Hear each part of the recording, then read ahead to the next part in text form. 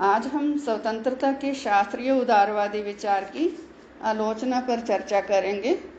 जो नकारात्मक स्वतंत्रता की धारणा है, कई विचारकों ने इसकी अनेक आधारों पर आलोचना की है, जिसमें फर्स्ट है प्रतिबंधों के अभाव का अभिप्राय स्वतंत्रता नहीं अपितु अयोग्य छूट है। जो नकारात्मक स्वतंत्रता की धारणा है, इन्होंने क्या माना कि व्यक्ति पर किसी भी तरह का कोई प्रतिबंध ना हो, प्रतिबंधों का अभाव ही स्वतंत्रता है। तो ये जो धारणा है, इसका मूल आधार ही गलत है। तो इससे क्या होगा कि हर व्यक्ति को समाज में हर कार्य करने की छूट मिलेगी। ये जो नकारात्मक स्वतंत्रता के पक्षधर विद्वान हैं, ये कहते हैं कि ना तो राज्य के कानूनों का व्यक्ति के कार्यों पर प्रतिबंध हो और ना ही समाज के जो नैतिक नियम हैं, ना उनका कोई दबाव व्यक्ति पर हो। तो ऐसे में जब हर व्यक्ति अपनी इच्छा अनुसार हर कार्य करने के लिए स्वतंत्र होगा, तो उससे क्या होगा, समाज में अराजकता का वातावरण हो जाएगा। ठीक है कि जो मनुष्य है एक तर्कशील प्राणी है, लेकिन उसमें पार्श्विक प्रवृत्तियां भी पाई जाती हैं। तो ऐसे में जो प्रतिबंधों के अभाव की अवस्था होगी, उसमें क्या होगा कि जिन व्यक्तियों में पार्श्विक प्रवृत्तियां बहुत अधिक हैं, वो और अधिक उत्तेजित होंगी और हर व्यक्ति की स्वतंत्रता हर व्यक्ति के लिए एक अनुचित छूट बन जाएगी। और इस तरह की जो स्वतंत्रता है, वो एक सभ्य सामाजिक जीवन को नष्ट कर देगी। नेक्स्ट है, इसमें दबावपूर्ण प्रतिबंध का विचार अस्पष्ट है।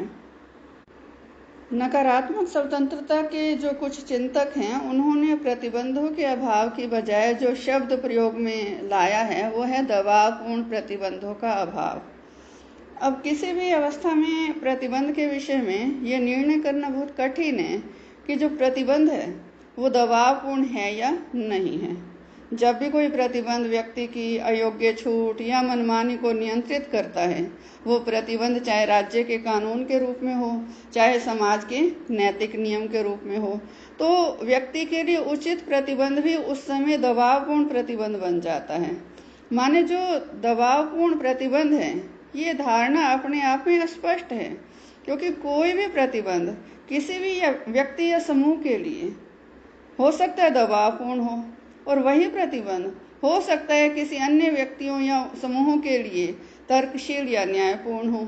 जैसे चोरी करना अपराध है कानूनन रूप से, तो ऐसे में जिसको चोरी करने की लत है, उसके लिए तो ये प्रतिबंध दबावपूर्ण है, और जो बिल्कुल सज्जन है, जिसमें ये भावना ही नहीं है, उसके लिए ये प्रतिबंध तर्कशील और न्यायपूर्ण है। तो ऐसे में जो दबावपूर्ण प्रतिबंध है, ये विचार पूरी तरह से अपने आप में स्पष्ट नहीं है। नेक्स्ट है, इसमें तर्कशील या उचित प्रतिबंध बुराई नहीं है। जो नकारात्मक स्वतंत्रता के पक्षधर विद्वान हैं, इन्होंने समाज के जो नैतिक नियम हैं और जो राज्य के कानून हैं, उन सभी प्रतिबंधों को व्यक्ति के लिए बुराई बताया है। लेकिन उनकी ये जो धारणा है, ये ठीक नहीं है। यदि समाज के नियम या राज्य के कानून व्यक्ति को सामाजिक अनुशासन में रखने के लिए कोई उचित प्रतिबंध लगाते हैं, तो ऐसे प्रतिबंधों को बुराई कैसे कहा जा सकता है। यदि राज्य के कानून द्वारा श्रमिकों के लिए कार्य करने का अधिक से अधिक समय और उचित वेतन निश्चित किया जाए, तो फिर ऐसे कानून को व्यक्ति की स्वतंत्रता का विरोधी कैसे माना जा सकता है। माने जो उचित प्रतिबंध हैं, उन्हें बुराई नहीं कहा जा सकता। जिनके पीछे कोई तर्क है, जो मानव विकास के लिए आवश्यक है, ऐसे प्रतिबंधों को बुराई नहीं कहा जा सकता।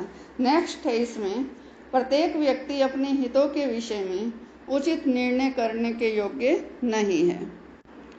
जो नकारात्मक स्वतंत्रता के पक्षधर विद्वान हैं, उन्होंने क्या माना कि व्यक्ति एक तर्कशील प्राणी है, बुद्धिमान है, अपने हितों का उचित निर्णय वो कर सकता है, स्वार्थी भी है, तो अपने हितों के लिए वो सही निर्णय हमेशा लेगा। लेकिन ये जो विचार है, ये पूरी तरह से ठीक नहीं है, क्योंकि जो हर व्यक्ति है, वो अपने भले बुरे की सही पहचान नहीं कर सकता। कि जो नकारात्मक स्वतंत्रता के पक्षधर विद्वान हैं, उन्होंने व्यक्ति की सूझबूझ पर, उसकी तर्कशीलता पर कुछ ज़्यादा ही विश्वास कर लिया। समाज में मेंटली रिटार्डेड बच्चे भी होते हैं, समाज में वृद्ध व्यक्ति भी हैं, और जो सामान्य बच्चे हैं वो क्या अपने भले बुरे की पहचान कर सकते हैं? कभी भी नहीं कर सकते। तो ऐसे में ये जो धारणा है स्वीकार नहीं की जा सकती कि व्यक्ति को अपने जीवन के विषय में प्रत्येक प्रकार के कार्य जो हैं वो अपनी इच्छा अनुसार करने की छूट होनी चाहिए, और व्यक्ति अपने हितों की रक्षा स्वयं कर सकता है, क्योंकि सभी व्यक्ति अपने हितों की रक्षा स्वयं नहीं कर सकते। इसलिए सभी को हर प्रकार के कार्य करने की छूट नहीं दी जा सकती। नेक्स्ट है, राज्य की हस्तक्षेप की नीति के भयानक परिणाम निकले थे। नकारात्मक स्वतंत्रता के जो पक्षधर विद्वान हैं उन्होंने आर्थिक क्षेत्र के लिए राज्य की हस्तक्षेप की नीति लेजिज फेयर पर बल दिया था कि जो राज्य है वो आर्थिक क्षेत्र से संबंधित कोई भी कानून ना बनाए और किसी भी तरह का आर्थिक क्षेत्र में कोई हस्तक्षेप ना करे, आर्थिक क्षेत्र में व्यक्ति को स्वतंत्र छोड़ दिया जाए। तो 18वीं और 19वीं शताब्दी में कई यूरोपियन कंट्रीज में और कई वेस्टर्न कंट्रीज में इस नीति को लागू किया गया, लेकिन इस नीति के इतने भयानक परिणाम निकले कि जो पूंजीपति थे उन्होंने श्रमिकों पर अमानवीय अत्याचार किए। 16-16 घंटे उनसे काम लिया और बदले में उनको दिया क्या? केवल इतना पैसा कि वो अपना पेट भर सके, जिंदा रह सके और कल फिर से काम पर आ सकें। तो ऐसे में अयोग्य साधनों द्वारा श्रमिक वर्ग का बहुत अधिक शोषण किया गया। श्रमिकों की जो स्थिति थी वो बहुत अधिक दयनीय बन गई थी। तो ऐसे में हर ओर से राज्य पर दबाव डाला गया था कि श्रमिकों के हितों की रक्षा के लिए राज्य आर्थिक क्षेत्र में हस्तक्षेप करे, क्योंकि पूंजीपति तो मुट्ठी भर, बाकी तो जो संख्या थी वो सारी श्रमिकों की थी। तो इतने लोग जो हैं वो शोषित हो रहे थे आर्थिक क्षेत्र में। तो राज्य से गुहार लगाई गई कि वो आर्थिक क्षेत्र में नीतियां बनाए और श्रमिकों को पूंजीपतियों के शोषण से बचाए। और इसी मांग के फलस्वरूप ही कई देशों में फैक्ट्री एक्ट पास किए गए। इन कानूनों के अंतर्गत श्रमिकों के लिए मिनिमम पे स्केल और मैक्सिमम टाइम, कार्य का समय और उनके परिश्रम की जो दर है वो निश्चित की गई। तो इस तरह नकारात्मक स्वतंत्रता के जो सिद्धांत का दोष है वो संसार के सामने आया, और दोषों को दूर करने के लिए राज्य को आर्थिक क्षेत्र में नीतियां बनानी पड़ी, हस्तक्षेप करना पड़ा। नेक्स्ट है, व्यक्ति के लगभग प्रत्येक कार्य का प्रभाव दूसरों पर पड़ता है। व्यक्तिगत स्वतंत्रता पर जो सबसे ज्यादा बल दिया है वो दिया है जे.एस. मिल ने, क्योंकि जे.एस. मिल ने माना कि व्यक्तियों के कुछ कार्यों का प्रभाव केवल उसी व्यक्ति तक ही सीमित होता है, जबकि ये विचार बिल्कुल भी ठीक नहीं है। जैसे अगर कोई व्यक्ति जुआ खेलता है तो हो सकता है प्रत्यक्ष रूप से तो वो अपना ही धन गंवा रहा होता है और अपनी ही बुरी आदतों का शिकार हो रहा होता है, लेकिन हम इस बात से भी इनकार तो नहीं कर सकते ना कि उसके इस कार्य का जो प्रभाव है उसके परिवार के सदस्यों पर पड़ता है और साथ ही साथ पूरे समाज पर भी पड़ता है। ऐसे व्यक्ति समाज की भलाई के लिए भी कोई योगदान नहीं देते, बल्कि वो समाज में, सामाजिक जीवन में कुरीतियां फैलाते हैं। कहने का मतलब यह है कि व्यक्ति का कोई भी कार्य ऐसा नहीं है जो किसी न किसी रूप में दूसरों को प्रभावित ना करता हो। नेक्स्ट है इसमें पूंजीवादी वर्ग का सिद्धांत। नकारात्मक स्वतंत्रता का जो विचार है ये वास्तव में नकारात्मक राज्य की धारणा से संबंधित है। राज्य की यह धारणा शास्त्रीय उदारवाद की धारणा है।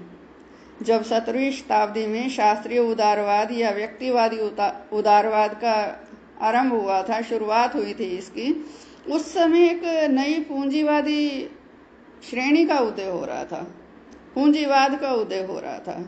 और ये जो राज्य का विस्तृत अधिकार क्षेत्र था कि राज्य जीवन के किसी भी पक्ष से संबंधित कानून बनाने का अधिकार रखता है, ये जो विस्तृत अधिकार क्षेत्र था ये उस पूंजीवादी वर्ग के हितों में नहीं था।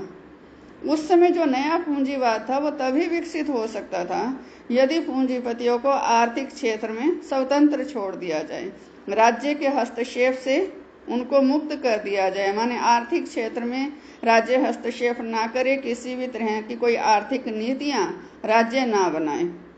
तो ऐसे में ये जो नया कॉन्सेप्ट था ये आया पुलिस राज्य का, कि जो पुलिस राज्य है वो कम से कम कार्य करेगा, क्योंकि पुलिस राज्य का अर्थ ही यही है कि जो 3 काम पुलिस करती है वही 3 काम राज्य के माने गए।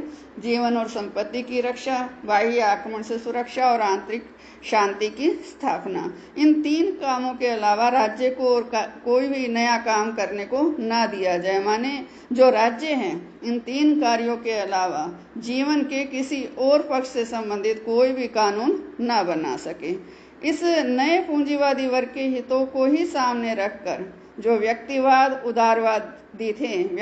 और उदारवादी, उन्होंने नकारात्मक राज्य की धारणा दी थी, और ये नकारात्मक स्वतंत्रता की धारणा भी इसी नकारात्मक राज्य की धारणा से ही जुड़ी हुई है। माने ये जो नकारात्मक स्वतंत्रता का सिद्धांत है ये पूरी तरह से गलत धारणाओं पर आधारित है। एक सभ्य समाज में इस तरह की स्वतंत्रता संभव ही नहीं हो सकती।